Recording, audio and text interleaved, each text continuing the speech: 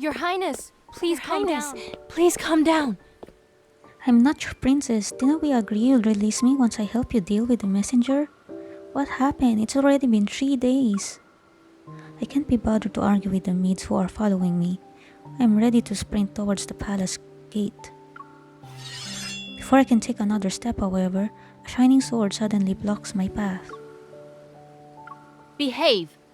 Once Her Highness returns from her rendezvous with her beloved, we will release you, imposter.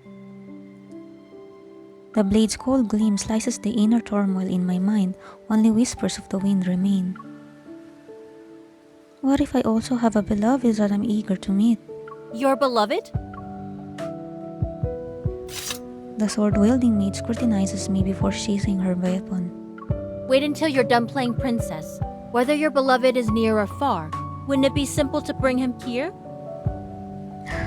She makes it sound so easy, but I don't even know if he's in the sea or somewhere on land. It all started a week ago. Rumors swirled around the Outland Desert about a strange protocol fragment. It was connected to a string of peculiar instances. At first, I thought I'd be investigating by myself, but upon learning about my mission, Raphael volunteered to be my guide. And we set off on an adventure to the distant desert together just like that. Here we are at Cave 72, the most raided spot in history, and universally recognized by archaeologists as the trickiest to restore. Facing the stone wall, Raphael grabs a flashlight. He turns it on and the light shines on ancient symbols. He glances at me.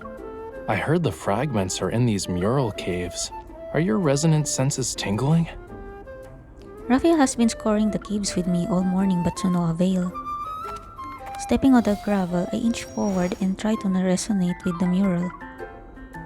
Weird, I'm not picking up any protofield fluctuation. Are the rumors just lies? Raphael sighed and extinguishes the cold light in his hand. When relics of the past are involved, the tales never end. Then again, this world is huge. Nothing's too weird, you know. Maybe this cave is magical. Do you think I'm a 3-year-old? Actually, hold on a second. I'm about to speak when, out of the corner of my eye, I notice a subtle movement from the mural. What is it? Believing my eyes are playing tricks on me, I rub them and look again. A dancer's sleeves flutter as if she's ready to leap into the air. Scared? I was just playing around. Noticing my silence, Raphael follows my gaze. The graceful dancer has vanished without a trace. Is this a result of the protocol fragment messing with us?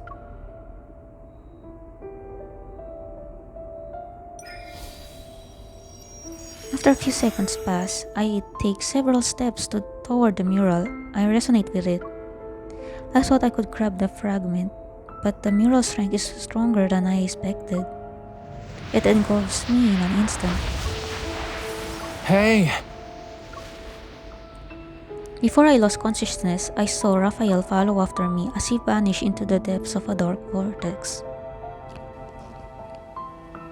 Once I regain my senses, a different scene unfolds before my eyes. I immediately look for Raphael, but there's no one here. What is this place? Where did that mural and Raphael go? I struggle to stand up as I gawk at the intricately decorated palace looming over me. Who are you, intruder? How dare you trespass into Her Highness's abode? Still trying to process everything, a glint of steel suddenly catches my eye. I look up and see a maid wearing a formal uniform. She's glaring at me. I attack, trying to knock the sword away, but she effortlessly evades and seizes my wrist. Her skills, she's in a league of her own. I expected to be treated like a spy and killed, but to my surprise, the sword-wielding maid escorts me to a room, appraises my attire, and then tosses me a set of elegant garments. The night before the messenger's arrival, the princess ran away to meet her beloved. To deal with the messenger, this quick-witted maid deems me a fitting substitute and pulls me into her plan. And so in my quest to find Raphael within this bizarre space-time anomaly, I wandered the palace. A crimson veil covers my face as I unwittingly assume the role of the princess. Pretending to be the princess is harder than I thought. I figured I could handle a diplomatic meeting in the Great Hall, but I was greeted with a series of unexpected problems. For instance, Upon learning of Your Highness's decision to stay here, messengers from every corner of the land brought these humble gifts. We hope they alleviate your boredom. earlier I was in a standoff with a sword-wielding maid. Now there's a female messenger. I mentally prepare myself once more and slip back into the role of the princess. Alright, bring them in. I have urgent matters to attend to, so be quick about it. At her signal, men wearing all sorts of attire line up respectfully before me. Your Highness, please look. They are pleasing to the eye. Are you humble Are none gifts? to your liking, Your Highness? There is a tall man over there. No need. To avoid any more trouble, I pretend to be picky and look disdainful. Unexpectedly, the female messenger remains composed as if she was expecting this.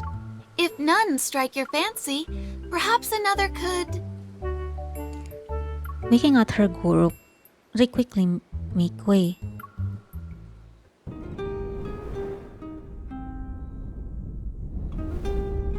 At the other end of the room is someone wearing a robe adorned with gold and gauze. He walks forward. Would a handsome magician of fire stoke the flames of your curiosity? Fire? From the moment fire is mentioned, my gaze stays on the person before me. All right! Yeah! All right! Fire acts as a veil over his face, the haze preventing me from seeing him clearly. Yeah, amazing! With a wave of his hand, the figure conjures leaping and twirling flames. The palace courtyard is illuminated with an even brighter glow.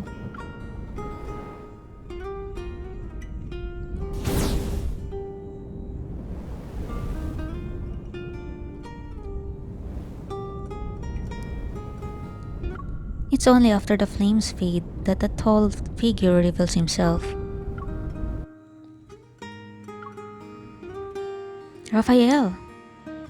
He gracefully navigates through the crowd and steps over the swaying shadows to stand next to me. Rejecting this fellow and that sweet lad? Your Highness, you are very hard to please.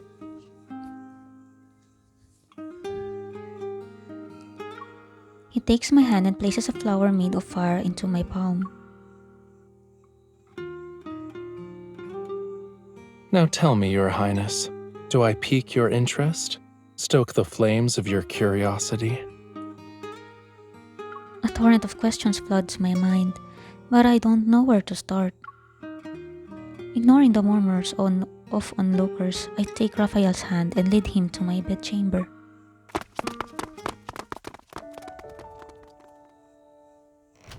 I close the door to my bedchamber, discard my red veil, and eagerly guide Raphael to the bed. Where have you been? I thought I'll never see you again. Were you worried about me? Raphael turns and leans back against the bed. Smiling, his gaze is fixed on me. I blush. Sort of. So you were worried about not seeing me again? Yay or nay? I guess my efforts to disguise myself as the princess's tribute were all in vain. Raphael sits up next to me, ready to share his recent experiences. He holds out his hand to pull me closer. Just as I fell from the sky and landed in the palace courtyard, he opened his eyes to find himself lying on an altar. In an attempt to ask for protection, A small country planned to offer its youngest prince to the princess of the mighty empire. But there are rumors of her tyrannical nature. She's notorious for salacious escapades that know no bounds. Raphael pauses and casts a mischievous glance in my way. That has nothing to do with me, right? He doesn't give me a direct answer. The queen, unwilling to let her son endure such humiliation, summoned a sorcerer who would consult the heavens for a solution. Was that when you fell out of the sky and got captured? You're half right. Though I'm not a fish that got thrown here unwillingly. I wanted to show up. But how did you know I'd be here? I didn't. Raphael shrugs in response as if he just stated a simple fact that everyone knew. Well, here you are. Aren't you afraid of running into the real princess who's tyrannical and salacious? Whether or not she's like that, who's to say? Raphael leans closer to me and scoffs. There's a hint of a smile on his lips. But you know, someone hasn't shown any concern for me despite our separation. I wouldn't call her tyrannical, though. She's more cold-hearted. Like, what if I hadn't shown up and one of those guys swept you off your feet? That's nonsense. I retort immediately. Raphael straightened his posture as if he were victorious in proving a point. He looks at me, his gaze tinged with seriousness. I wasn't sure if you were in this palace, but at the very least, you weren't at the place I landed in. If I couldn't find you here, then I'd just escape and look elsewhere. I'll always find my way as long as you remember me. Also, let's push the what-ifs to the side. Right now, you're here, in front of me. Raphael. Before I can finish speaking, I hear a peculiar noise outside the door. I quickly gesture for Raphael to be silent. A curious maid peeks in. Raphael waves his hand and extinguishes all candlelight in the room. Only the lamp in front of the bed is still lit. It casts a soft glow in this intimate space. She's still there? Did her eyes stop working? I need to do something else. You need me to play along, yeah?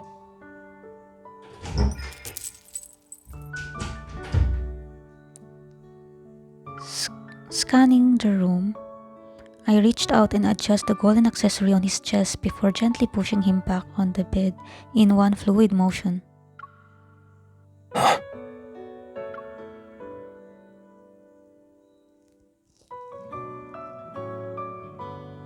While caught off guard, Raphael quickly plays with a strand of my hair and pretends to whisper sweet nothings into my ear. Your Highness, the rumors weren't wrong about you. And you aren't just good with your words. My arm brushes against his skin and I tense up. If this improvised show continues, then I won't know what to say next. Fortunately, the maid outside the door seems to realize what's happening. She snorts and steps back.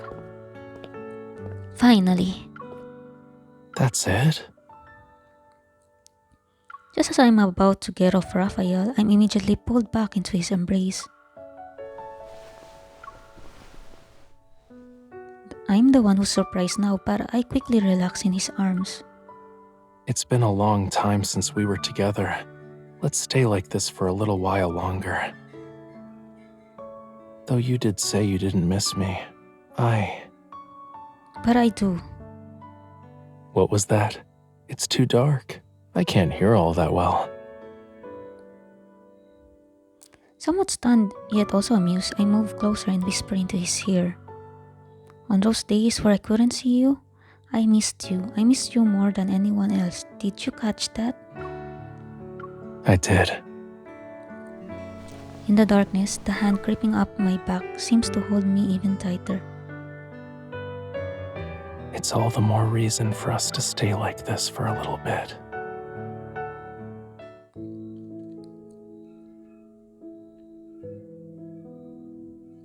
Days pass, the princess still hasn't returned, and no one knows if she ever will. It seems everyone has silently accepted this under a facade of calm. To keep up with appearances, Raphael and I continue to play our roles in our finely crafted show of bliss. I am an indulgent princess, while he is the haughty beauty I favor. But behind the scenes, we're devising a plan on how we can return to Lincoln. Raphael tells me that, based on his observations so far, he suspects we're in the era in which that mural was made.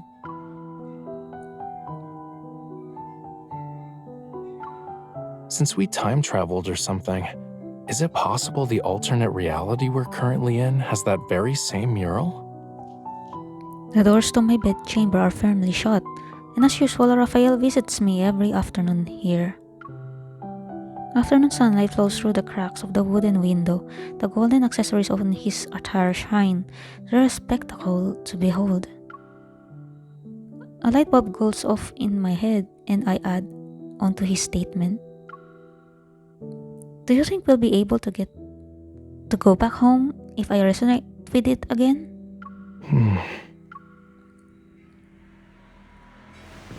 Raphael contemplates my idea for a moment, then he gets up from his chair and heads to the door. Let's go, Your Highness. Where are we going? We're finding our way home. Traversing the shadows cast by daylight, Raphael speeds through the courtyard, passes the garden, and heads deeper into the palace. I follow close behind with the same quick steps until he stops in front of a wall. When you said we'd find a way home, did you mean we would start from here? I gaze at the looming palace walls, their imposing presence akin to an unsurmountable fortress. We're like birds trapped in a cage. It's too tall. I almost want to know what's supposed to be kept out or in. It can't be us, right?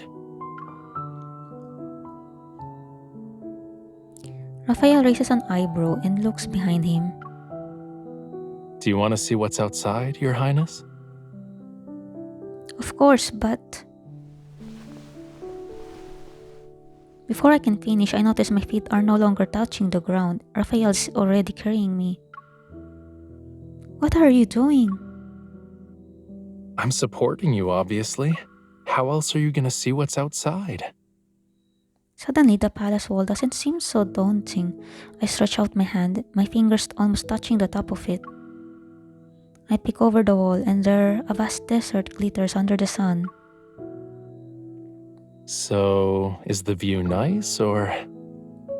With a bit of support, I hoist myself onto the wall's ledge. I reach out to Raphael. Come up and look at it yourself. You won't know otherwise. Raphael hesitates before grabbing my hand. With a bit of effort, I manage to pull him up. Raphael and I sit on the palace wall and survey the landscapes in the distance. Well, now that I'm seeing it for myself, it's breathtaking. Honestly, the view isn't exactly striking. It's just a barren desert. The wind whips up sand and dirt, stinging my face. Then again, it feels like it's been ages since I had a breath of freedom. I realize why the princess wanted to escape. Being confined in this palace is dreadfully dull. She has nothing to do except live the same boring life day in and day out. Didn't she run away to see her beloved, though? Even if the person I like is around, I wouldn't want to have such a life because he wouldn't like it either, right? I turn to look at Raphael. Raphael, will we be able to return to Rincon? Not right now. We're missing something. Which is... The stuff that'll take us back the way we came. I want to ask Raphael what she's talking about, yet before I can even open my mouth, someone angrily shouts behind us. You on the wall! Who are you?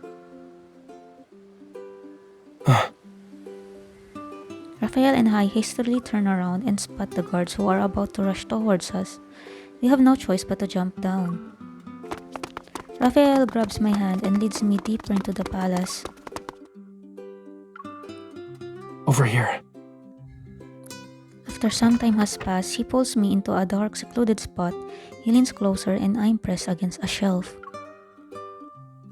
This place... Shh. Raphael covers my mouth with his hand and I immediately stop talking.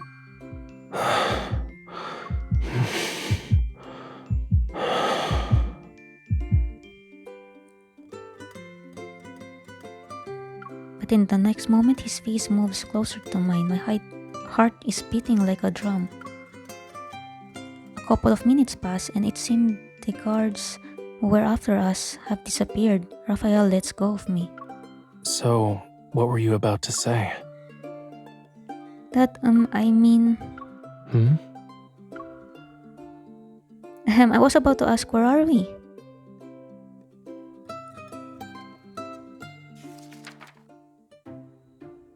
In this desert, there are countless caves. Finding that Cave 72 is the real challenge. But if there's a guide of some sort lying around, that might make things easier. In other words, the thing Raphael was referring to that will take us back the way we came is a map in their library. I haven't looked at all the books here and there's a problem. They're written in another language. Can you understand them? Nope. With a casual flick on his wrist, Raphael taps the top of my head with a book he pulled out from a nearby shelf. We're looking for a map, cutie. Focus on the pictures, not the text. I nod and dive headfirst into the sea of books. From morning until dusk, we search through almost every nook and cranny, but we fail to find a map. At this moment, the last bookshelf that needs to be checked stands before me. It's located in the deepest part of the library. It's all the way up there. I stand on my tiptoes, reaching for a book. Then I hear Raphael's voice behind me. Desert Atlas. I found it. I turn around and maybe because I was on my tiptoes for too long, I lost my footing. I staggered toward the wooden shelf. It wobbles and a book falls onto my head. When the book lands on the ground, it opens up and reveals its colorful illustrations. Yet before I can get a closer look, Raphael picks it up and closes it. Nudging my shoulder, he directs me toward the door. We should get out of here. Now. Something feels off. Raphael's actions are usually graceful, but the way he's moving is weird. What was in that book? Who knows? I saw there were colorful drawings in it. Do you think they could be murals? Nah. But you didn't even see it. How can you be so sure? How strange. Raphael is brushing me off, which only makes me more curious about that book. While Raphael is trying to come up with a response, I grab the book he had placed back on the shelf. Flipping it open with a flourish, I only then realize that it's actually a... I'm stunned by the drawings, but then a hand covers my eyes and another snatches the book. I told you it's not for innocent people, yet you still took a peek anyway. Now everything's just awkward. You didn't say that at all. Okay, but did I need to tell you explicitly? Fine, let's go back and study the map. I swipe the map from Raphael and hold it close to my chest as I dart out of the room. I'm itching to leave this embarrassing experience behind. Hey, wait. I'm the only one who's gonna know about this, and I won't be telling anyone else. Why are you so nervous?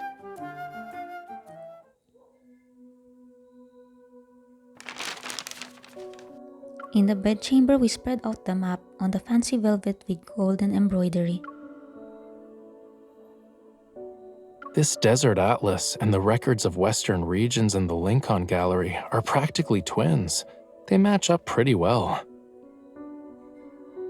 Raphael grabs a pen and paper from the table. He sketches out location of the palace and city gate. Once we're out of the city, we'll head west and locate the caves, or at least their general vicinity. The flame in the incense burner flickers and a faint fragrance permeates the room. Watching the flicker, I don't speak. What are you thinking about? I wonder, will we be able to go home without a problem?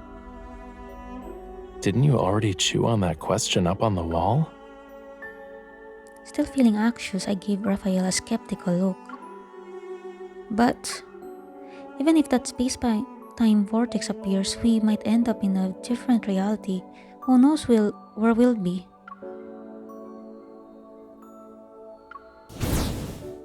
As the flames die down, ready to go out, Raphael throws a spark from his palm to reignite it. Then I'll just have to find you again.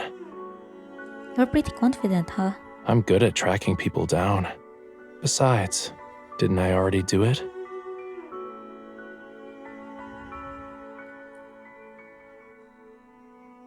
The warmth of Raphael's hand envelopes mine and melts away my worries about uncertainty. Like how every drop of water finds its way to the ocean, those who are lost will always find their way home. Your Highness, the messenger has brought you a rare fruit. Would you like to try it? Raphael hesitates, glancing reluctantly toward the door. Why is it always her? She's like a persistent shadow. Just as the maid is about to barge in, Raphael flings himself onto the bed. He's using his body in a last-minute attempt to conceal the map.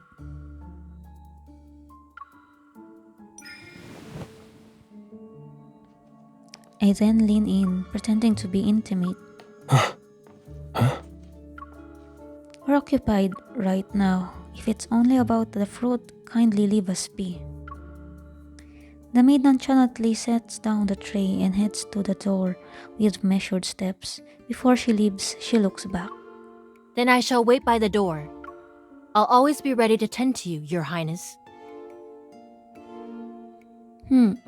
Why is everyone in the palace so fond of eavesdropping? I guess pretending won't work for her.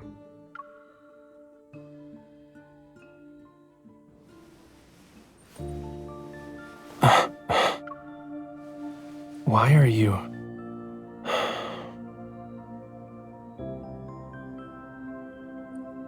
Let's make it convincing.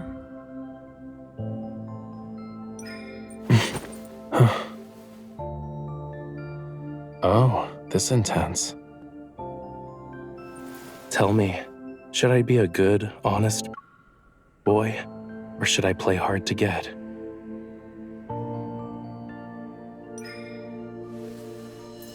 I heard you're a mystical fox spirit from a distant land.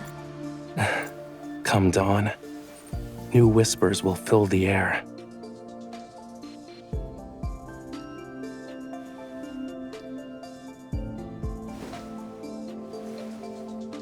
I'm a fox now. Out of all the things I expected, that wasn't one of them.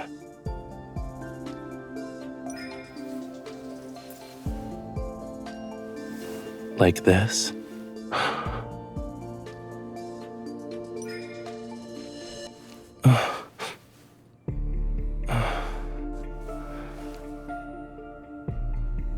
You're so demanding.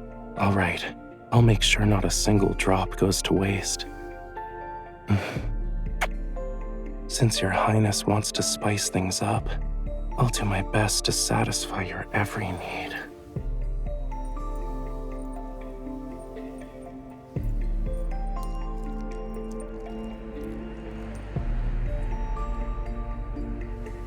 Can't take it anymore? It's so far away, I can't get it. Your Highness, could you?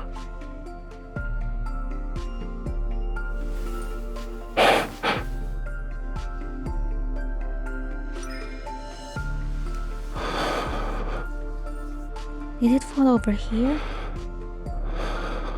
I think you need to go a little lower.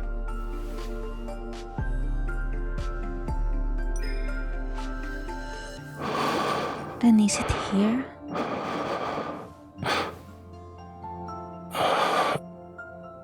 Wanna keep looking?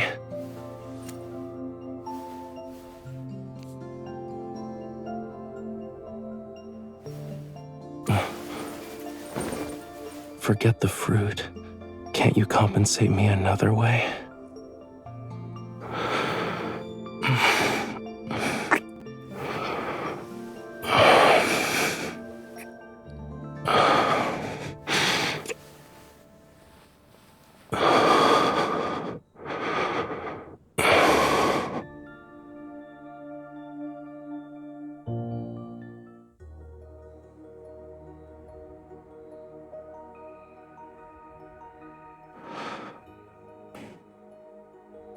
On this night, I drift in and out of my dreams.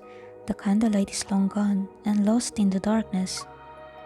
With no more light, time dissipates unnoticed. Only the sky hints at the passage of time, showing it's past midnight. I lie in bed, waiting for something, anything to. Are you awake? Yes, Let's go. in the next moment, a burst of light pierces the darkness. Raphael and I quickly get off the bed. I take the map while he grabs his bag. Avoiding the guards, we follow the real princess escape route. Raphael and I get on our horse. Hold on tight. The road's gonna be a little bumpy. Go. The night sky adorned with a silver moon is at the epitome of elegance, and the desert reaches for the horizon. It's like just the two of us suspended between heaven and earth. The horse continues to gallop, and the world zooms past us. All of a sudden, I feel a strange connection to the princess whom I never met. Is this how she felt when going to meet her beloved? I hold on to Raphael, hoping to find the mural soon, but also wishing this journey never ended. I lost track of time as we sit on the horse. Then Raphael pulls the reins and the horse stops before a cave. This must be it.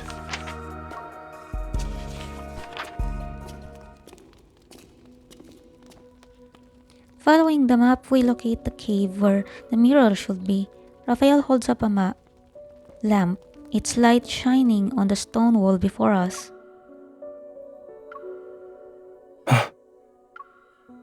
Unexpectedly, the wall that should have possessed the mural is bare. As we look at our shadows, we exchange a look. We're at a loss for words. Is it incomplete? We were so certain that the mural was the key, but now we don't know what to do. Where did the painter go? Painting tools lie scattered on the ground near the stone wall. There are mineral pigments of various amounts. Raphael picks up a brush from the ground and dips it in the ochre pigment. Then he paints a line on the wall. Interesting. This isn't the original stone wall. There's a layer of fine clay and kaolinite on it, all ready for painting. Seeing me still fixated on the dark red brushstroke, Raphael takes my hand and guides me deeper into the cave. It's time to investigate. Deep within the cave, a colored ore is piled in heaps. As Raphael casually picks up a piece of malachite, I realize something. It's not the mural itself that we need, is it the paints? If the protocol fragment is hidden in the ore, then that's our ticket home. We can try. A long night draws to a close as daylight seeps through the crevices and touches the faint remnants of darkness on the wall. Maybe in our own little way, we'll be able to return things to how they were. I clutch the malachite in my palm. Wait, there's still something I need to do. I'm surprised as Raphael takes the oar from my hand and guides me back to the stone wall. What are you doing? You know, an opportunity like this, where we can go into an alternate reality, there won't be a second time. Since that's the case, let's leave behind something that only we recognize. In the dimly lit cave, he turns to me, holding a paintbrush. He gazes at me tenderly. Why are you spacing out? Pass me that pot with the cinnabar. Not quite adept in ancient painting techniques, Raphael ends up with paint smeared all over his hands. Starting with burgundy as his base, he swiftly outlines a figure's attire with just a few brush strokes. Is that me? Who else would it be?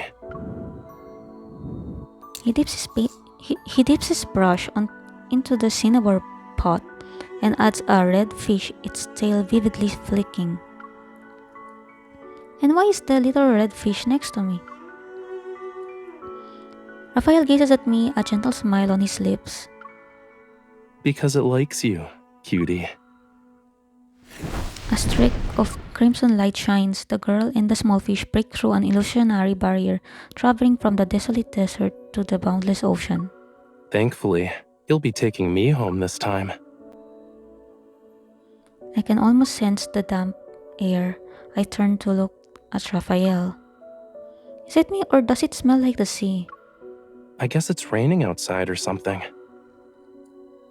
The air is getting heavy and the water droplets trickle down from the rocks. It's a sun shower. Once everything's soaked, we'll swim back to Lincoln together. We marvel at the desert's wonder until the rain stops. A peculiar rainbow appears on the horizon. It's just like magic.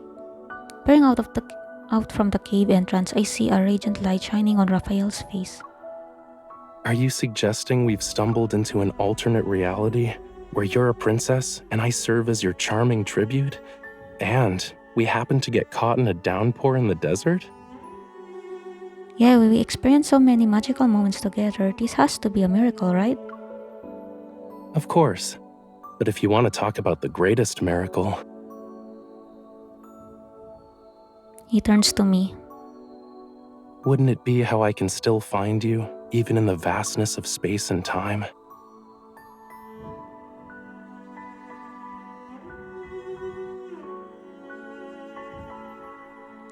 Not knowing how many seconds have passed, I look into Raphael's eyes. His fingers are intertwined with mine. In the next reality, I will never let go of your hand. Gazing at the oar in my palm, I hold my breath and focus. I use my resonance sable. A familiar vortex appears. I tightly hold Raphael's hand and jump.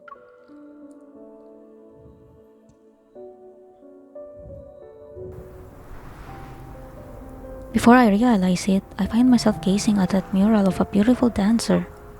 There she is, moving gracefully in her attire. It's as if she never left. Raphael? I try to look for Raphael to see who is next to me. His arms crossed. He's watching me closely. Doesn't it feel like we slipped through the sands of time? Yeah, it's nice in a way, especially since I still have you by my side. Raphael turns his head and stares at the mural. His silhouette, outlined by the gentle light against the stone wall, casts a shadow that melts with the painted clouds among the dancer. It almost becomes part of the ancient mural. While I'm captivated by the scene, he remains lost in his own thoughts. I wonder if this mural we're admiring is truly the artist's original masterpiece from that era. As Raphael speaks, he walks to the other end of the wall, and in the blink of an eye, he vanishes as if merging with eternity itself. I quicken my steps and try to grab the blurred shadow on the mural. Why are you in a rush? I'm here. I'm worried that if I blink, you'll disappear again. All vehicles are at the airport to drop people off, you know. So within a 50-mile radius, you won't find anything, not even a dirt bike. Looks like I'm in a bit of a tough spot. I can't escape even if I had wings. Swimming's my only option. Raphael looks at the seemingly endless expanse of yellow and sand outside the cave. Unless the sand turns into seawater, I might find myself stranded in this desert. Or a kind soul could rescue you again. Raphael, smiling, takes my hand. He leads me deeper into the cave. Then, should I thank her in advance?